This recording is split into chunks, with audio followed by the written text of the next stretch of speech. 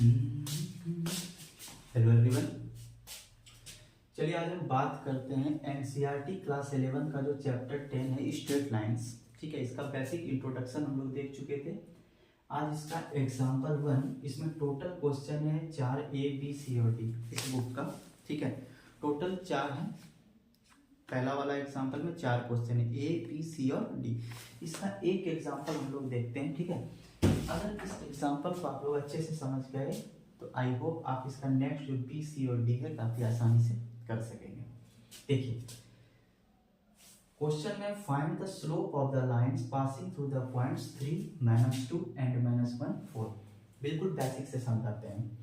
देखिए मान लीजिए कि ये कोई एक लाइन है और इसको जो है कोई एक लाइन इंटरसेक्ट कर रहा है। इस लाइन को, इस हॉरिजेंटल लाइन को कोई लाइन जो है इंटरसेक्ट कर रहा है। तो यहाँ जो एक पॉइंट P बनता है और एक पॉइंट मान लीजिए यहाँ पर Q है, ये 2 पॉइंट है। ठीक है, इसका जो कोऑर्डिनेट है यहाँ पर दिया हुआ है 3, -2। ठीक है, और इसका कोऑर्डिनेट है -1 और 4। अच्छे से समझिएगा इस क्वेश्चन को। ठीक है, सिर्फ एक क्वेश्चन अगर आप अच्छे से समझ जाते हैं तो बाकी आप इजी वे में बना सकते हैं। अब देखिए इस लाइन में क्योंकि 2 पॉइंट है और यहाँ पर ये एक एंगल थीटा बनाता है।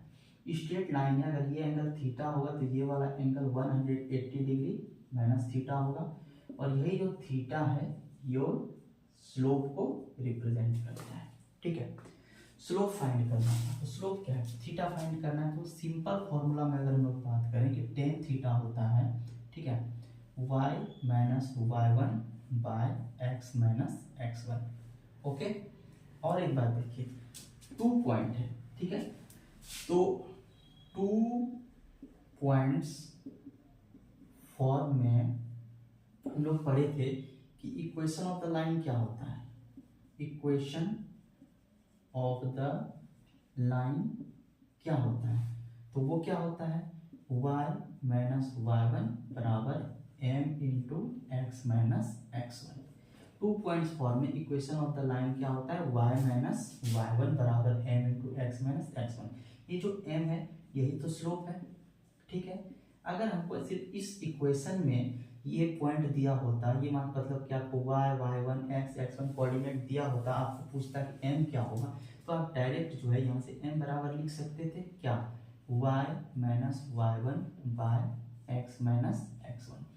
ठीक है, अब आप इसको देखिए, इस वाले फॉर्मूला को और इस वाले फॉर्मूला को देखिए, यानी कि टेन थीटा ही जो है y minus y1 by x minus x1 यही होता है आपका स्लोप। ओके, अब हम आते हैं डायरेक्ट इस क्वेश्चन के सॉल्यूशन पे।